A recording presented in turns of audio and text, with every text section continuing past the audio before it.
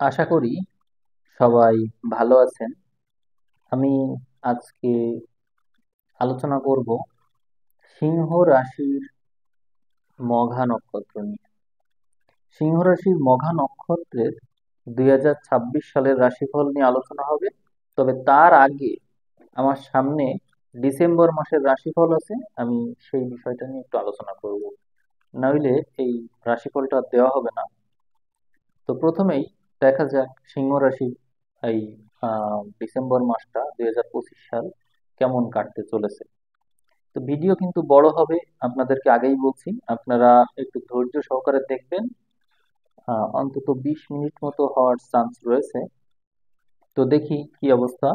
এখানে আমরা সিংহের ঘরে কেতুকে দেখতে পাচ্ছি। ফলে কেতুর প্রভাবে সিংহের এই জাতক জাতিকারা একটু মাঝে মাঝে, তাদের তো এমনিতেই মুড সুইং হয়, তো এমনিতেই তারা মুড সুইং করে এবং এই কেতুর প্রভাবে তারা আহ, মাঝে মাঝে থাকবে উদাসীন এবং মাঝে মাঝেই সংসারের প্রতি বিমুখ হতে দেখবেন আপনারা। এবং এই কেতুর বিপরীতে আছে রাহু, ফলে তার জীবন সঙ্গীর দিক থেকে সে বিশেষ কোনো সাপোর্ট পাবে না। কথাটা শুনতে আপনাদের খারাপ লাগতে পারে, কিন্তু ঘটনা আসলে এরকমই। তো আপনারা বিষয়টা মিলিয়ে দেখতে পারেন যে আপনাদের সাথে আসলে এই ঘটনা এইভাবেই ঘটছে কিনা। তো যাই হোক, আমি আলোচনা দীর্ঘায়িত করব না।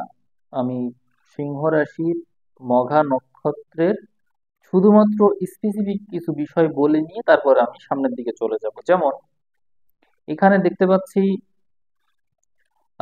কেতু ডিসেম্বর মাসে সবসময় শুক্রের নক্ষত্রে আছে, তাহলে আমরা শুক্রকে গুরুত্ব দেব এবং গুরুত্ব দেব রবিকে। এই দুটো বিষয় আমাদের গুরুত্বে থাকবে। এবং আরেকটা বিষয় সেটা হচ্ছে কেতু, কারণ মূল নক্ষত্র অধিপতি কেতু। তো তাহলে কেতু, শুক্র, রবি, এদেরকে দেখে হিসাবটা করা যাচ্ছে। এবং রাজযোগকারী গ্রহ হচ্ছে মঙ্গল, মঙ্গলকে একটু বিবেচনায় আনতেই হবে।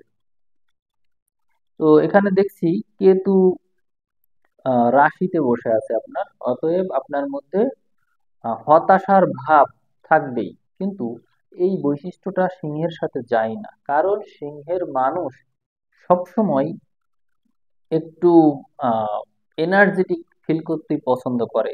সেই ক্ষেত্রে কেতুর প্রভাবে জাতক জাতিকাদের মধ্যে হতাশার মাত্রা বেশি থাকার কারণে তারা তাদের কাজগুলো সঠিকভাবে করতে পারবে না, সবসময় কোনো না কোনো বিষয় নিয়ে চিন্তা করবে এবং ওই বিষয়টা যতক্ষণ পর্যন্ত বাস্তবায়ন না হবে তারা মানসিক শান্তি কখনোই পাবে না। তাহলে আমার প্রথম পরামর্শ এখানে থাকবে, যদি আপনার মাথায় কোনো চিন্তা আসে এবং সেটা বাস্তবায়ন করার জন্য আপনি অনেক বেশি ব্যস্ত থাকেন, তো সেটাই করুন, সেটা অবশ্যই বাস্তবায়ন করুন। এটাই আমার প্রথম পরামর্শ। কারণ কেতু সবসময় মানুষকে বিভ্রান্ত করে রাখে। আপনার মনে হচ্ছে যে এই একটা, ধরেন উদাহরণস্বরূপ একটা ফোন কিনবেন, তো যেহেতু আপনার নক্ষত্র কেতু, আপনি বিভিন্ন ফোন নিয়ে ঘাটাঘাটি করবেন। এক একটা ফোন এক এক সময় দেখবেন, স্পেসিফিকেশন দেখে আপনার মনে হবে এই ফোনটা মনে হয় ভালো, সিদ্ধান্ত নিলেন। নেওয়ার পরে আবার অন্য কোনো আহ, ফোন আপনার দৃষ্টি আকর্ষণ করবে, ফলে আপনি ওই আগে সিদ্ধান্ত থেকে সরে আসবেন। আপনি কখনো সিদ্ধান্তই নিতে পারবেন না যে আমি আসলে কি করব, কখনোই সিদ্ধান্ত নিতে পারবেন না। এই জন্য আপনাকে এই ক্ষেত্রে একটু স্ট্রিক্ট হতে হবে যে না, আমি এইটাই চাই, মানে সিংহের যে বৈশিষ্ট্য যে আমি এইটাই চাই, এইটাই করব। এই সিংহের ভিতরে আছে জেদ, এই জেদটা দরকার আপনার ভিতর থেকে। এই সময় জেদটা চলে গিয়েছে, এটা হচ্ছে আপনার সবচেয়ে বড় দুর্বলতা, জেদ নাই। তো আপনার মধ্যে জেদটা নিয়ে আসেন, তাহলেই দেখবেন সবকিছু আগের মতো হয়ে যাচ্ছে। এটা হচ্ছে প্রথম দুর্বলতা। এবং এর জন্য আপনি লাল রঙের পোশাক ব্যবহার করতে পারেন, রুবি রত্ন ধারণ করতে পারেন, মেডিটেশন করতে পারেন। স্ট্রেংথ বৃদ্ধির জন্য শিবলিঙ্গ মুদ্রা আছে। তারপরে আহ অগ্নি বৃদ্ধি করে এরকম সূর্য মুদ্রা আছে, এরকম নানা ব্যবহার করতে পারেন। কপালভাতি প্রাণায়াম আছে, সূর্য ভেদি প্রাণায়াম আছে, এগুলো করতে পারেন। এটা আপনার জন্য হেল্পফুল হবে। এই গেল। আর একটা বিষয় বলবো যে আপনার অন্যান্য দিক বিবেচনা করলে বাকি দিকগুলো ভালো। যেমন আপনার এই ডিসেম্বর মাসে যদি আমি বলি, আম, মেধার ক্ষেত্রটা খুবই ভালো, একাদশ ঘরটা খুবই ভালো, একাদশে বৃহস্পতি, তারপরে হচ্ছে পঞ্চম ঘরে অনেকগুলো গ্রহ। আপনার মেধার দিক থেকে কোনো সমস্যা নেই, বুদ্ধি বিবেচনার ক্ষেত্রে সমস্যা নেই। সমস্যা হলো রিলেশনশিপ এবং আপনার জীবন সঙ্গী, এরা আপনার জীবনে বিশেষ কোনো সাপোর্ট দিবে না, এবং এদের কাছ থেকে আপনি দুঃখ কষ্ট পাবেন। এদেরকে হারানোর প্রবণতা বা এদের কাছ থেকে নানা রকমের থ্রেট, এইটাই আপনার জীবনের মূল বিপর্যয়ের কারণ। এদের প্রতি আপনার দুর্বলতা ত্যাগ করলে আপনার সব সমাধান। ডিসেম্বর মাসে আপনার বাকি সবকিছু ভালো। ডিসেম্বর মাস আমি এভাবেই শেষ করলাম, যে আমি বললাম যে আপনার সবকিছু ভালো শুধুমাত্র এই দুটো বাদে। তো এই বিষয়টা আশা করি গুরুত্ব দিবেন। আর 2026 সালের রাশিফলে বলবো, 2026 সালে যেমন আমার সামনে এখন জানুয়ারি রাশিফল আছে। জানুয়ারিতে দেখছি আহ ওই কেতু ওখানেই আছে, কেতু নক্ষত্র পরিবর্তন তখনও করেনি। হ্যাঁ, এই যে এখানে এসে করেছে। এটা হচ্ছে এপ্রিল মাস। এপ্রিল মাসে আপনারা কেতুকে নক্ষত্র পরিবর্তন করতে দেখবেন, ফলে কেতু আপনার মূল নক্ষত্রে এসে আপনাকে অসুস্থতা দিতে পারে। এবং এই সময়ে আপনি আপনার জীবন সঙ্গীর কাছ থেকে ভালো কোনো সাপোর্ট না পাওয়ার কারণে তার সাথে সম্পর্কের বিরাট অবনতি হতে পারে, সম্পর্ক ভেঙেও যেতে পারে। এটা মানে টু মাস, এই জিনিসটা আপনার জীবনে হয়ে যাবে, এবং এটার মানে ঘটার সম্ভাবনা অনেক বেশি। তাহলে আমরা এপ্রিল মাসের দিকে খুব বেশি সজাগ থাকবো সংসারের ব্যাপারে। এবং এই সময় আপনার অসুস্থতার মাত্রা আছে, কিন্তু সাধারণত সিংহের মনোবল হিসেবে কাজ করে কোনো না কোনো এনার্জি। যদি সেটা তার জীবন সঙ্গী হয় তাহলে তো বিপদ, কারণ এই জীবন সঙ্গী আপনাকে দিয়ে নানান কিছু করাতে চাইবে, তার উচ্চাকাঙ্ক্ষার তো শেষ নেই। ফলে তার উচ্চাকাঙ্ক্ষা পূরণ করতে গিয়ে আপনি বিপদে পড়ে যেতে পারেন। এবং এই এপ্রিল মাসটাই আপনার জন্য বিপদের। এটা মে মাস থেকেই মার্চ থেকেই শুরু হবে, মার্চের মাঝামাঝি থেকেই আপনি দেখবেন এগুলো ঘটছে আপনার সাথে।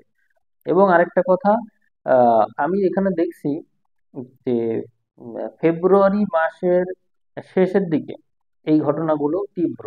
এবং এটা যদি আপনি ফেব্রুয়ারির মাঝামাঝিতেও যান তাও পাবেন, অর্থাৎ এখান থেকে তাহলে স্পেসিফিক বলা যায় ফেব্রুয়ারির মাঝামাঝি থেকে উম, মার্চ মাসের শেষ অর্থাৎ এপ্রিল পর্যন্ত আমরা এই বিষয়গুলোকে গুরুত্ব দিতে পারি, যে সংসার জীবনে জীবন সঙ্গী কোনো বিপদের কারণ হয়ে দাঁড়াতে পারে।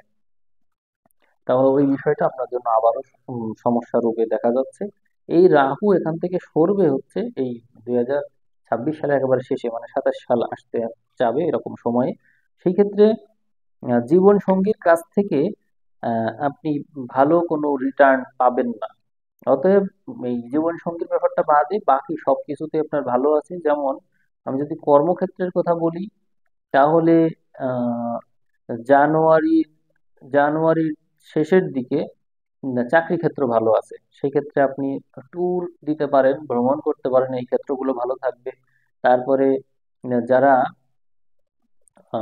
বিজনেস করতে চাই তারা বিজনেসের ক্ষেত্রে আহ, ফেব্রুয়ারির দিকে একটা ভালো ধরনের একটা রিটার্ন তারা পাবে। জানুয়ারির মাঝামাঝি থেকেই এই জিনিসগুলো আপনারা স্পষ্টভাবেই দেখতে পারবেন। তবে আয়ু সংক্রান্ত বিষয়ে আপনার বিপদ আছে কিছুটা, সেটা হচ্ছে এপ্রিল মাসের দিকে। ওই আগেই বলেছি এপ্রিলের কথা, আবারও বলছি এপ্রিল। আর মে মাসের দিকে হচ্ছে আপনার ভাগ্যটা অনেক ভালো থাকবে।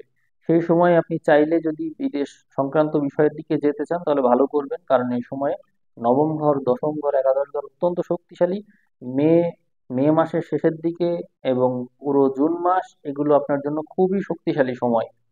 তো আশা করি এই সময় আপনি বিশেষ ভাবে নিজেকে আহ, উম, অন্যের কাছে গ্রহণযোগ্য করে তুলতে পারবেন এবং এর থেকে বেনিফিট নিতে পারবেন। এরপরে জুলাইয়ের দিকে যদি যাই, জুলাইয়ে দেখছি আহ আপনার একাদশ ঘরটা শক্তিশালী, নবম ঘর শক্তিশালী।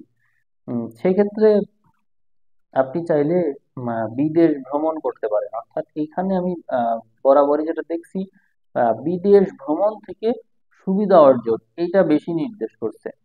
আর আপনি আপনার স্ট্রেংথ ফিরে পাবেন হচ্ছে আগস্ট সেপ্টেম্বরের দিকে আপনি আপনার এনার্জিটা ফিরে পাবেন। এইগুলো এখানে স্পষ্ট রয়েছে। তাহলে আহ, আপনি সেপ্টেম্বরের 30 তারিখ থেকে যদি সামনের দিকে যান তাহলে দেখতে পারবেন বৃহস্পতি মঙ্গলের দ্বাদশে একটা বিশেষ প্রভাব। ফলে বিদেশ গমন এইটা প্রভাবটা অনেক বেশি শক্তিশালী। যারা যারা বিদেশে যেতে চান বা বিদেশ সংক্রান্ত বিষয় নিয়ে কাজ করতে চান, তাদের জন্য খুবই ভালো একটা ইফেক্ট এখানে দেখা যাচ্ছে। আর যারা হাতের কাজ করে ভালো করতে চান এবং বিদেশে গিয়ে এই ধরনের কাজ করতে চান, তারাও প্রচুর পরিমাণে অর্থ রোজগার করতে পারবেন। মানে এখানে মোট কথা আগস্টের পর থেকেই এই জিনিসগুলো দেখা যাচ্ছে। অর্থাৎ আপনি বিদেশ ভাগ্য বিদেশ ভাগ্যে ভালো করছেন। মানে বিদেশের সাথে যদি কোনো সংশ্লিষ্টতা থাকে, যেখানে আপনি বিদেশ থেকে প্রচুর পরিমাণে আয় করছেন বা ওখানকার কোনো কিছুর সাথে আপনার সংশ্লিষ্টতা আছে, তাহলে আপনি এই ক্ষেত্রগুলোতে অনেক বেশি ভালো করবেন।